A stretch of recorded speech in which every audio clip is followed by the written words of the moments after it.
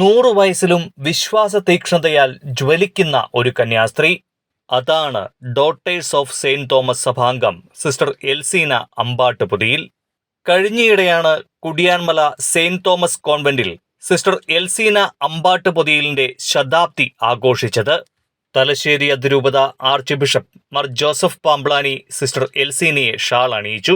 100-ാം വയസ്സിലുമുള്ള ആത്മീയ ശാരീരിക ആരോഗ്യത്തിന്റെ രഹസ്യം വെളിപ്പെടുത്തുകയാണ് സിസ്റ്റർ. മർസിച്ചേരൻ്റെ ആഗ്രഹം എനിക്ക് നേരത്തെ ഉണ്ടായിരുന്നു. അതനുസരിച്ച് എൻ്റെ സ്പിരിച്വൽ ഫാദർ ഗ്രേഷ്യനച്ചൻ എന്നെ നയിച്ചുകൊണ്ടിരുന്നു. ഇത് സ്പിരിച്വൽ ഫാദർ വഴി ഈ സഭയുടെ സ്ഥാപകൻ എന്നെ വിളിച്ചു. അങ്ങനെ മർസിൽ ചേർന്നത് 39-40 വയസ്സായി. അന്നേരത്തിനോ 40-ാമത്തെ വയസ്സിൽ ഇസ്രായേൽ ജനങ്ങളെ ഈശോ ആ മരുഭൂമിയെ കൂടെ നടത്തിയ പോലെ എന്നെ 40 വയസ്സ് വരെ ഇങ്ങനെ നടത്തി. അത് കഴിഞ്ഞേച്ച് 40 വയസ്സായപ്പോൾ എന്നെ വിളിച്ചു ആര്യത്രയാണ് ചെന്നെ. അവിടെ ചെന്ന് കഴിഞ്ഞ പിന്നെ എനിക്ക് ഉറക്കം വന്നു. അതിന് മുമ്പിൽ ഉറക്കം വരികയില്ലായിരുന്നു. പിന്നെ നല്ല സുഖമായിരുന്നു. 26 പേരുണ്ടായിരുന്നു ഞങ്ങൾ ആദ്യ വാച്ചിൽ ഉടുപ്പിട്ടത്. അത് കഴിഞ്ഞേച്ച് ഉടുപ്പിട്ട് കഴിഞ്ഞേച്ച് പിന്നെ ഞാൻ അവിടുന്ന് പോന്നു. കളത്തക്കുടയിൽ പോയി തയ്യലൊക്കെ പഠിപ്പിച്ചു വേറെല്ലാവരെയൊക്കെ.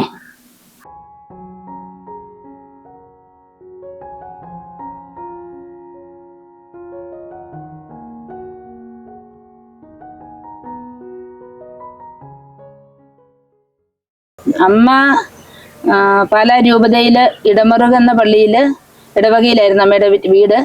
അവരവിടുന്ന് 68 ഇങ്ങോട്ടേക്ക് പോന്നു എന്നാണ് പറഞ്ഞത്. കണ്ണൂർ മിഡിലക്കായം എന്ന സ്ഥലത്തേക്കാണ് പോകുന്നത്. ആങ്ങളമാരും അമ്മയും കൂടെ പൊടി പോന്നു. അതിനുശേഷം അമ്മ ഇവിടെ മിഡിലക്കായത്ത് താമസിക്കുകയായിരുന്നു. ആ സമയത്താണ് നമ്മുടെ 69 DST സഭ തുടങ്ങുന്നത്. അപ്പോൾ അമ്മയുടെ സ്പിരിച്വൽ ഫാദറുമായിട്ടുള്ള കണക്ഷനില്ല. സഭ തുടങ്ങിയ സമയത്ത് അച്ഛൻ്റെ സപ്പോർട്ടൊക്കെ ഉണ്ടായിരുന്നതിനാൽ അങ്ങനെ അമ്മയെ അറിയിക്കുകയും അമ്മ ഇവിടെ നിന്നും അമ്മ പാലായിലേക്ക്, അതായത് ഈരാറ്റുപേട്ടയിലുള്ള അരുവിത്ര എന്ന് പറയുന്ന സ്ഥലത്ത്, അവിടെയാണ് നമ്മുടെ ആദ്യത്തെ ഹൗസ്. അവിടെ നിന്ന് അമ്മ അവിടെ ചേരുകയാണ് ചെയ്തത്. ആ സമയത്ത് ഏറ്റവും പ്രായം കൂടി അമ്മയായിരുന്നു.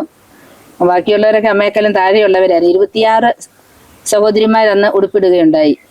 അന്ന് ഇവർക്ക് ഫോർമേഷനൊക്കെ കൊടുത്തത് അഡോറേഷൻ സിസ്റ്റേഴ്സാണ്.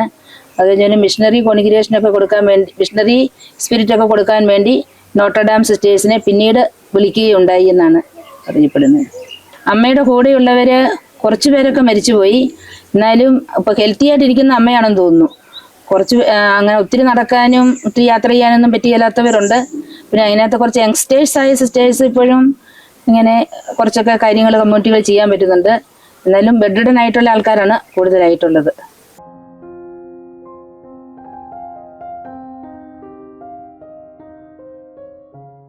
ഈശോയെ സ്വന്തമായി സ്വീകരിക്കാനുള്ള ഒരാഗ്രഹം എൻ്റെ മനസ്സിലുണ്ടായിരുന്നു. വിവാഹ ആലോചന വന്നെങ്കിലും അതെല്ലാം ഞാൻ ഉപേക്ഷിച്ചു ചെറുപ്പത്തിൽ. അത് കഴിഞ്ഞിട്ട് മറിച്ച് ചേർന്ന ഇങ്ങനെ പല തടസ്സങ്ങൾ വന്നു.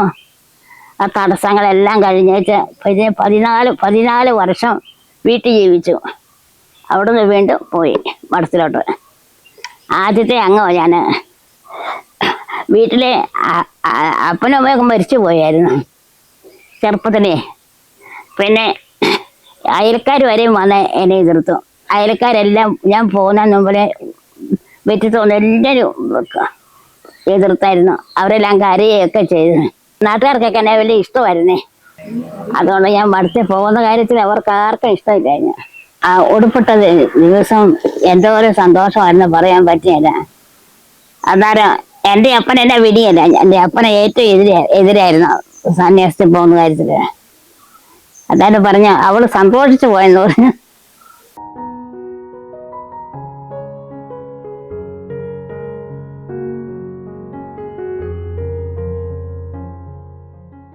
ഉടുപ്പൊക്കെ ഇട്ട് കഴിഞ്ഞപ്പോഴേ എനിക്ക് ഉജ്ജയിന് പിന്നെ ഇങ്ങനെ മിഷൻ നമുക്ക് ഉജ്ജയിനിൽ തുടങ്ങി. അത് കഴിഞ്ഞിട്ട് പിന്നെ എന്നെ ജനറലായിട്ട് തിരഞ്ഞെടുത്തു. ജനറലായിട്ട് തിരഞ്ഞെടുത്ത് കഴിഞ്ഞപ്പോൾ പിന്നെ അവിടെ പോകേണ്ട ഒരു അവസരം വന്നു. അങ്ങനെ ആദ്യം ഉജ്ജയിന് പോയി ആദ്യം സ്റ്റാർട്ട് ചെയ്തു. കോട്ര എന്ന് പറഞ്ഞ സ്ഥലത്തായിരുന്നു. അത് കഴിഞ്ഞേച്ച് പിന്നെ ചെറിയ ചെറിയ സ്റ്റേഷൻ നമുക്കുണ്ടായി. അങ്ങനെ അവിടെ അങ്ങനെ ഈ ഉജ്ജയിനി പോയി. പിന്നെ ഇവിടെ വന്നു കഴിഞ്ഞേച്ച് ഞാൻ മേഘാലയത്തിൽ പോയി. മേഘാലയത്തിൽ ശില്ലുപുരം പോയിട്ടുണ്ട്. മാതാവ് എൻ്റെ സ്വന്തമായിരുന്നു. മാതാവ് ഈശോയും എപ്പോഴും എൻ്റെ സ്വന്തമായിരുന്നു. അവരോട് പ്രാർത്ഥിച്ച ഒന്നും എനിക്ക് കിട്ടാതെ വന്നിട്ടില്ല. എല്ലാം കിട്ടുമായിരുന്നു. കൊന്തടി എണ്ണം എനിക്കില്ല. അല്ലാതെ ഓരോ സമയവും ഏത് പ്രചോദനം കിട്ടുന്നതനുസരിച്ച് ഞാൻ പ്രാർത്ഥിക്കുക. ഈ ഞങ്ങളുടെ DSCയിൽ 409 സിസ്റ്റേഴ്സ് ഉണ്ട്. അവർക്ക് ഓരോരുത്തർക്കും വേണ്ടി പ്രാർത്ഥിക്കുന്നുണ്ട്. പിന്നെ വൈദികർക്കും സമർപ്പിതർക്കും ലോകത്തുള്ള എല്ലാവർക്കും വേണ്ടി എനിക്ക് പറ്റുന്നതുപോലെ അറിയാമെന്ന് പ്രാർത്ഥിക്കുന്നുണ്ട്. വേറെ ഒന്നുമില്ല. മാതാവിനോട് ചേർന്ന് എപ്പോഴും എനിക്ക് പ്രാർത്ഥിക്കാം. അതാകാനെങ്കിൽ മാതാവാണ് എപ്പോഴും. ഞങ്ങളുടെ അമ്മ മരിക്കാൻ നേരത്ത് പറഞ്ഞു, ഞങ്ങൾക്ക് മാതാവുണ്ട് മക്കളെന്ന് പറഞ്ഞു. എൻ്റെ അമ്മ മരിക്കാൻ നേരത്ത്, ഞാൻ ചെറുപ്പത്തിൽ മരിച്ചു പോയതാണ് എൻ്റെ അമ്മ. അന്നേരം പറഞ്ഞതാ നിങ്ങൾക്ക് മാതാവുണ്ടെന്ന്. അത് മുഴുവൻ ശരിയാണ്. എൻ്റെ വീട്ടിൽ ഞങ്ങൾ 2 അമ്മയുടെ മക്കളാണ്. ആദ്യത്തെ അമ്മയ്ക്ക് 5, ഞങ്ങൾ 5 പേര്. രണ്ടാമത്തെ അമ്മയ്ക്ക് 4 മക്കള്.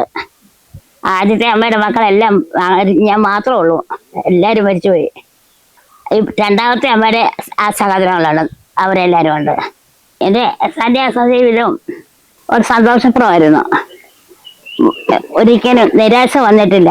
എൻ്റെ സന്യാസ ജീവിതം എപ്പോഴും പ്രതീക്ഷയോടുകൂടി, നല്ലൊരു പ്രതീക്ഷയോടുകൂടി ഈശോയിൽ ഇന്നും ഞാൻ ജീവിക്കുന്നു. അങ്ങനെ